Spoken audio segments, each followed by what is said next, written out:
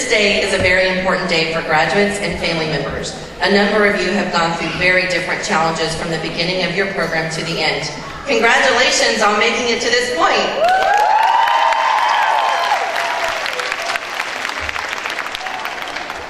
This evening, I have the privilege of introducing our guest speaker, Ms. Shana Naylor, a realtor and single mom and the founder of the Real Single Moms Club. Ms. Naylor has a bachelor's degree as well as a master's of business administration from Texas Women's University.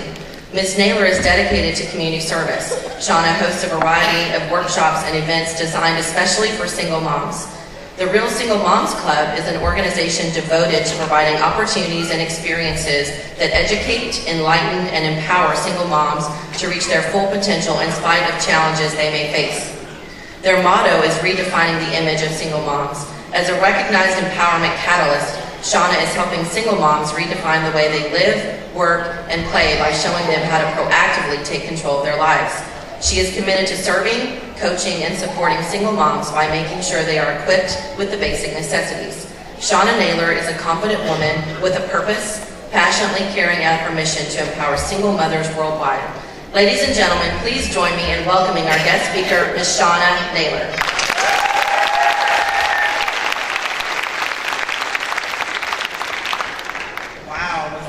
She was talking about. It is indeed an honor to be the guest speaker for the spring 2015 graduating class. Will you give yourselves a round of applause for your part?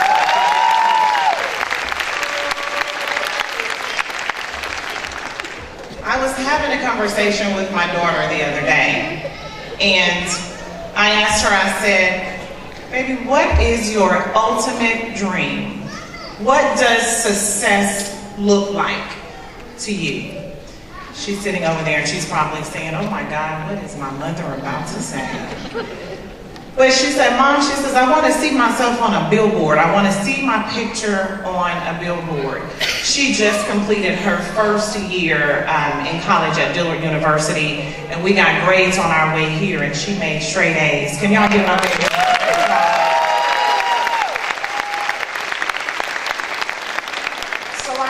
I said, you want to see yourself on a billboard doing what?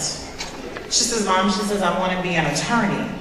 I said, okay. I said, baby, what is your purpose in life? What do you think your purpose is? She says, Mom, she says, my purpose is to serve others. And I say that to you today because life is moving so fast. Now more than ever, we need to take the time to discover what it is that what our life purpose is. What can we do to enable us to use the power that many of us grow through life never discovering and never knowing that we have it within us? So part of that is knowing what is your life work? What gives your life a sense of meaning? What gives your life a sense of purpose? Once you find that, I guarantee you it puts you in a place of power. If you know what your life purpose is, awesome. I encourage you to start working in it. If you can't do it all at one time, I encourage you to do it little by little, piece by piece, step by step. Now, like most of us, if you don't know why you're here, I encourage you to discover what your purpose in life is. And 9 times out of 10, I guarantee you, it's that one thing that you're passionate about. It's that one thing that you see someone else doing and you look at them and you say, I could do that. I would be really, really good at that. Last year was a very, very difficult year for me. I lost probably about 6 people that were really close to me. And each one of them were unexpected deaths. The ages ranged from about 65, and the last one was 3 months. And I say that to you because, again, as I said before, life moves so fast. And I can guarantee you that in that age range was somebody that was close to your age. I had a conversation with my best friend. I lost her on my birthday. And I can remember our last conversation, it was 10 days before she died. She said, Shana, she says, I can't wait for this chemo. I can't wait for this breast cancer. I can't wait for all of this to be over. She only battled cancer for 4 months. 4 months. Today marks the day that she went to have her first test ran, and she died in September. But I say that to say, she said, Shana, she says, you know what? I'm tired of just existing in life. She says, I want to live life. I want to live life with purpose. I want to live life with passion. See, I told her she had been looking on Facebook too much, and she says, everybody is having a good time in life. That was once her until her days began to get limited. So I took some time after that, and after our conversation, I started reflecting on my life, and I said, you know what is my life purpose? Am I living my life purpose? I kind of knew at that time what my life purpose was. I knew that it was to inspire, I knew that it was to encourage, but let me tell you, I wasn't quite confident because I didn't feel worthy. I didn't feel that I was capable. I didn't grow up in the best of the neighborhoods. My parents were not rich, and I didn't go to the best of schools. As a matter of fact, I'm from the North Side, and I graduated from MB Smiley. Do you know where that is? Okay. And then I was a teenage mom, and the statistics say that the likelihood for me or my daughter to have an education and be successful are really low. I was reading an article the other day, and it said that single moms are actually a burden to society. But see, here's what I realized. Regardless of what statistics say, here's what I realized. I realized that there was so much more to my life than just being a statistic. I realized that I needed to show my daughter, I needed to show my siblings, I needed to show my niece that there was so much more to life. I'm going to encourage you to begin to take a conscious effort to find out what it is that you're supposed to be doing. Is your dream to own a business? Is it to be a nurse? Is it to be a doctor? Is it to further your education and become a dentist? Whatever it is, your life is worth finding out. Once you get that vision, I want you to start working on it little by little. Don't give up, and do not let the dream die. You see, I asked, why is it that most people don't pursue their dreams and don't do what they want to do, and they know that they're capable of doing it? I think that many of us don't go that next step because we don't quite know what to do yet. The reason we don't explore the possibility is because subconsciously we don't believe it can happen, and we don't believe that we even deserve it. Most people don't live their dreams because of fear. Ladies and gentlemen, do you hear me when I say that? Fear and limited vision and lack of self-esteem is what keeps most people from doing what it is that they want to do. I like what Dr. Smiley Blanton says. He says, fear is the most subtle and destructive of all human diseases. Ladies and gentlemen, fear kills dreams. Fear kills hope. Fear puts people in the hospital. Fear can age you. It will keep you from doing the things that you know that you're capable of doing. It will paralyze you, and it will make you feel like you're under a hypnotic spell. I'm going to ask you a question. What is the benefits? What is the benefit of allowing fear to hold you back? What is the benefit of you giving up on yourself? See, that's one of the things I had to ask myself. I said, Shana, why would you go after the vision? The only thing I could come up with was fear.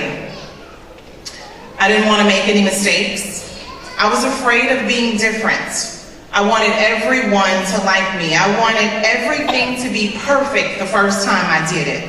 But guess what my mentor told me? She said, Shana, she said, it's not going to happen that way. It won't be perfect. And guess what? The haters are going to hate. And you're going to create some enemies the moment you decide that you want to live life better. Zig Ziglar says that fear is false evidence appearing real. That's an illusion that we create in our minds, but it's also a state of mind that can be changed. I want you to look at how you can take, we're going to look at how you can take some steps to restructure this fear, to expand your vision of ourselves, and how we can begin to increase our self-esteem. Webster says that self-esteem is confidence and it's satisfaction in oneself. Look at your life now. Whatever it is that you did to get to this point, whatever it is you did to get to graduation, that thing is working. It's working as a result of some of the decisions you've made and the person that you've decided to become. I want to ask you this, but is this it? Do you want something else? Are you satisfied, or do you want things to continue to get better? Do you even believe that things can get better? Or are you just okay with the way things are? You're probably saying, hey, I'm doing way better than I thought I would be doing. I've accomplished more than people around me. But guess what? I want you to be all that you can be. I want you to increase your self-esteem by fortifying yourself. I believe that we have to begin to consciously monitor our inner conversations. Sometimes the only good things we hear about ourselves are the things that we say to ourselves. Start talking to yourself. Yeah, I said it. Start talking to yourself. You want to start talking to yourself and telling yourself positive things. Don't beat yourself up because of your past. I could have easily beat myself up because of my past. I could have easily beat myself up because of what statistics say. It's natural.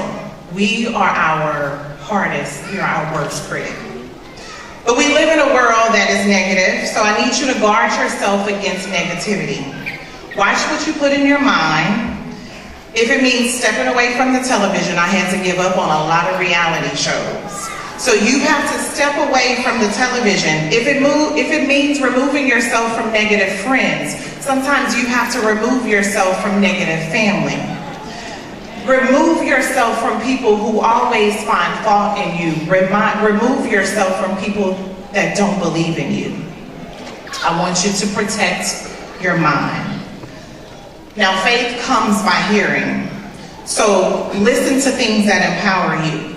Listen to CDs, attend workshops, and again, surround yourself around positive people that encourage you, positive people that want to see you succeed. And I will not stand here and tell you that it's going to be easy. It's not going to be easy, but what I want you to do, I don't want you to avoid the fight. I really want you to get in the midst of the fight. I want you to get knocked down so that you can learn how to fight. I want you to learn to hold your position. Most people don't accomplish their dreams because they are afraid to fight. They're afraid of doing something different. I heard someone say to fight is to overcome obstacles, adversity, and to endeavor throughout the struggles one faces in life. And through all of that, they're not supposed to leave the belief or the conviction in what it is that they're doing. So in closing, I want to leave you with a story about Manny Pacquiao. Did y'all watch the fight? I missed it, but his life story is pretty interesting to me. See, he started boxing at a really early age to earn money to help his mom buy food and to take care of things in their household. It said that they were so poor that his dad ate the dog. At a very young age, he left where he grew up and he went to pursue his career in boxing in the country's capital of Manila. He wanted to take a shot at something different for his life, but there were no guarantees. But what he did is he wanted to take a shot, so he moved. After some brief stints, some sleeping rough, and indeed sleeping within the boxing gyms that he had to work in to pay his club fees, he eventually climbed the ladder. He climbed that ladder one step at a time, little by little. I know we're considering this to be some extreme hardship, and I really pray that none of us have to experience this in our lives. But I want you to fast forward to 2015, where he is now the congressman in his native Philippines, and he's being paid millions to even lose a fight. But he did not give up on the fight. So I want to encourage you not to let fear keep you from your purpose. Don't allow the hardships to keep you from fighting. Tonight, you have raised the bar. You are showing others that all things are possible. And all things are possible because you believed. You believed. So when you walk out this door tonight, just know that nothing can stop you. Nothing can stop you. As I go to my seat, graduates, I want you to repeat after me. Regardless of what happens, I am going to fight. Because I believe. Thank you.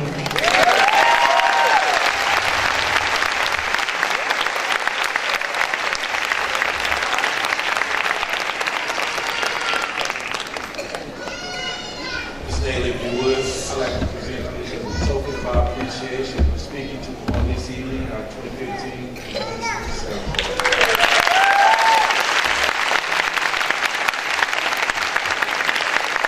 At this time, I'd like to call Mr. Patrick Rose back up to introduce a special group of students.